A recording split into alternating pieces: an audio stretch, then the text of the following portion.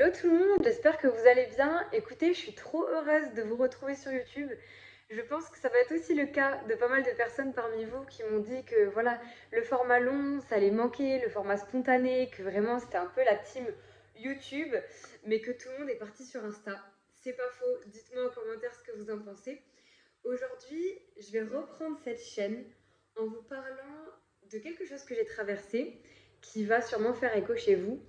Et mon intention avec cette vidéo, c'est de vous aider à voir quelles solutions vous pouvez trouver, mais surtout de poser les mots, parce que je crois que quand on pose les mots, quand on entend finalement quelqu'un s'exprimer, ça nous donne nous-mêmes des solutions, enfin on trouve nous-mêmes nos solutions. Et voilà, je sais que vous êtes totalement capable de le faire. Par où commencer? Après le confinement, les voyages, les déménagements, bon bref, beaucoup d'événements de vie, j'ai ressenti un moment une forme de stagnation. Et en fait, j'ai pas beaucoup été confrontée à ce sentiment, à part peut-être à l'école, quand je m'ennuyais vraiment en cours, enfin voilà, que je voyais pas mon futur. Et là, je suis dans une phase, je sais pas vous, mais je sais que c'est le cas de beaucoup de personnes, où je remets en question, genre, toute ma life. Mon travail, comment je veux travailler, est-ce que je veux rester entrepreneur, est-ce que je veux être entrepreneur et salarié, est-ce que, voilà, enfin bref, où est-ce que je vais vivre, est-ce que je veux toujours vivre dans la même ville? Je suis vraiment en questionnement existentiel, les gars. Et je vais vous dire quoi, c'est pas agréable. Et c'est pour ça que j'ai envie de parler de ça, parce que je pense que si vous traversez ça, vous allez vous sentir 1000 fois moins seul. Parce que moi, je sais que je me suis sentie seule, mais aussi parce que je posais pas les mots dessus. Vous savez, on a ce sentiment quand on stagne, qu'on n'est pas 100% heureux dans notre vie comme elle est là maintenant. On sent qu'il y a des trucs à changer, mais on ne sait pas par où commencer. On a un sentiment de flou qui est hyper gênant, de manque de clarté, d'incertitude. Et ça, en tant qu'être humain, clairement, on n'aime pas. Moi-même, j'aime pas. Et ça nous donne du coup le sentiment qu'on avance, mais un peu dans n'importe quelle direction. Genre, on ne sait pas trop dans quelle direction on va. Et je trouve ça hyper perturbant. Je sais pas vous, à la fois c'est génial parce que ça veut dire qu'on a une opportunité de un peu tout déconstruire et se réinventer. Et à la fois ça fait peur, ça fait super peur. Et on a aussi ce sentiment, enfin moi je sais que j'ai eu ce sentiment de perte de sens un peu, de mais qu'est-ce que je deviens. Mais les gens ils sont là, ils achètent leur premier appart, ils se marient, ils font des enfants et tout. Et moi je suis là en train de me demander est-ce que je garde mon entreprise? Est-ce que je fais une nouvelle entreprise? Est-ce que... Enfin bref. Et il y a ce sentiment du coup de comparaison et de retard, d'être en retard par rapport aux gens, et qui je pense est aussi une fausse perception. On a l'impression que les gens sont sûrs d'eux, qu'ils savent grave où ils vont, et on se dit mais moi je suis... moi je suis pas dans ce mood les gars, et je sais pas vous, mais là actuellement j'ai 26 ans, et c'est marrant parce que j'avais trop cette impression que c'est 25 ans, 30 ans, tout ça. T'es sûre de ta vie, t'as tracé grave ta route et tout. Et surtout, j'étais sûre de là où j'allais il y a quelques années. Quand j'ai lancé ma chaîne sur l'hypersensibilité et tout, j'étais là, ça y est, j'ai trouvé ma voie, j'ai envie de parler de ça tout le temps et tout. Et la vérité, c'est que oui, ça me passionne, c'est hyper intéressant. Et d'ailleurs, j'ai mon livre qui a été réédité, qui est sorti, il faudrait que je vous le montre en fin de vidéo.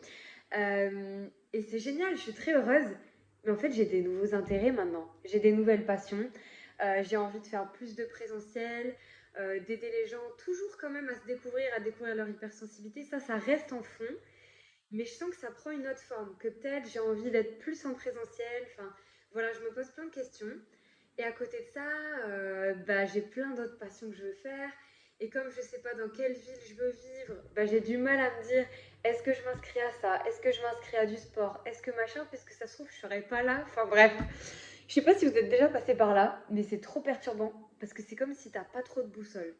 Et on en vient du coup à ma solution et ce qui moi m'apaise, c'est que peut-être que pour savoir dans quelle direction on va, il faut arrêter de chercher sa direction et de commencer par essayer de faire ce qui nous attire là maintenant.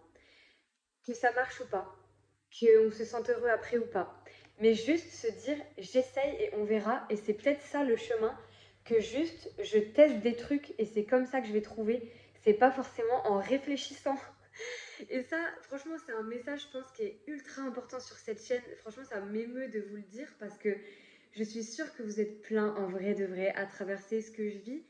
Mais même si vous avez des choses qui sont certaines dans votre vie, que vous êtes sûr de vous sur certains trucs, que peut-être même vous avez une direction plus claire que comment moi je perçois, en tout cas la mienne en ce moment, et pourtant vous avez plein de passions, plein d'envies, et du coup vous êtes souvent en paralyse un peu de ah j'aimerais faire ça, mais je sais pas, bah de toute façon je vais me lasser donc je vais même pas essayer. Ah de toute façon j'ai envie de faire ça, mais non, mais en vrai, non, et tout. Et en fait, on s'auto-flagelle au lieu d'essayer des trucs alors que je sais pas quel âge tu as d'ailleurs en regardant la vidéo, ça se trouve si t'es plus âgé que moi, tu dois te dire non mais elle se dit qu'elle a 26 ans et qu'en gros c'est déjà trop tard sa vie alors que c'est le début. Mais en fait, je pense qu'il n'y a jamais, tu sais, c'est juste des crises existentielles, je pense que ça n'a pas trop de rapport avec l'âge. Et je crois qu'on peut vraiment se réinventer. Moi je le vois autour de moi, en plus j'ai des proches qui commencent à être à la retraite et qui du coup se disent mais qu'est-ce que je suis si je travaille pas, mais qu'est-ce que je fais si je travaille pas, je fais quoi? Et c'est vrai que c'est assez déroutant. Et je pense que quand on est entrepreneur aussi, on est beaucoup confronté à ça parce que c'est nous qui créons nos services et notre entreprise. Donc on peut se réinventer tout le temps. Mais c'est un peu un piège aussi parce qu'on peut être dans une totale liberté et rien faire et rien choisir et se mettre aucun cadre. Donc moi je sais que quand même, dans ce qui est clair pour moi, et ça d'ailleurs c'est aussi un truc qui peut vous aider, c'est de voir, tiens, même si ce que je voudrais qu'il soit plus clair n'est pas clair comme je veux actuellement, qu'est-ce qui avance en ce moment? Mais au-delà de cette question qui d'ailleurs me vient de Carole Rinaldi, j'adore, à chaque fois qu'elle partage cette question, ça m'aide trop, c'est qu'est-ce qui aujourd'hui, sur quoi je suis sûre quand même aujourd'hui? Et perso, ce que je suis sûre aujourd'hui, en tout cas, c'est que je veux créer plus de trésorerie. Ça a été vraiment mon erreur. Mais mon erreur en tant que bébé entrepreneur, entre guillemets, bon, ça fait quand même 4 ans, c'est que bah, j'ai pas forcément pensé long terme. C'est-à-dire que je lance des services, j'adore, je m'éclate. Et je pense pas forcément à que peut-être il y a des mois où j'aurais besoin de moins travailler et où j'ai besoin de garder une trésorerie. Que peut-être ce voyage-là, bah, c'est cool de le faire, mais ce serait pas mal d'économiser un peu aussi. Et donc ça, c'est un objectif, par exemple, qui est sûr pour moi. Et je crois que c'est pas mal de voir, tiens, de quoi je suis sûre en ce moment, même si c'est des petits trucs, parce que ça nous fait du bien. Et en dehors de ça, déjà, je pense que vous avez dû vous reconnaître et tout. Enfin, moi, je sais que ça m'aurait fait du bien de voir ça. Je vais vous partager ce qui, moi, me fait du bien pour calmer, en fait, le mental. Qui est en train de se dire, ah, mais est-ce que je veux faire ci, est-ce que je veux faire ça, ah, je stagne, oh, nanani, nana. Clairement, bah, le sport trop important. Là, je vous le dis, vu que j'étais dans ma phase du cycle menstruel où je suis un peu KO, j'ai pas vraiment fait de sport. Et puis surtout, j'étais malade, genre vraiment dans le lit, voilà. Et j'ai grave vu la différence. C'est-à-dire que, en fait, le sport, ça te sécrète des hormones, ça te libère l'esprit, c'est trop important. Et je crois que ça, c'est vraiment une des solutions qui marche super bien, mais par contre, il faut que ce soit régulier. Et après, ça va être tout ce qui est revoir un peu les fondamentaux, c'est-à-dire ce que tu manges, te créer une routine que tu aimes bien. C'est pas obligé d'être super compliqué, mais je crois que ce qui est le plus important, en vrai, surtout pour les hypersensibles, même si oui, on aime bien être seul, on aime bien être dans notre bulle, machin, c'est aussi on a besoin d'être en contact avec des gens. Moi, je vois que ça me fait vachement du bien d'aller dans des lieux, de parler à des gens. Par exemple, hier, je suis allée à la plage et je me suis dit, tiens, en vrai, cette femme, j'ai bien envie de lui parler, mais je sais pas comment.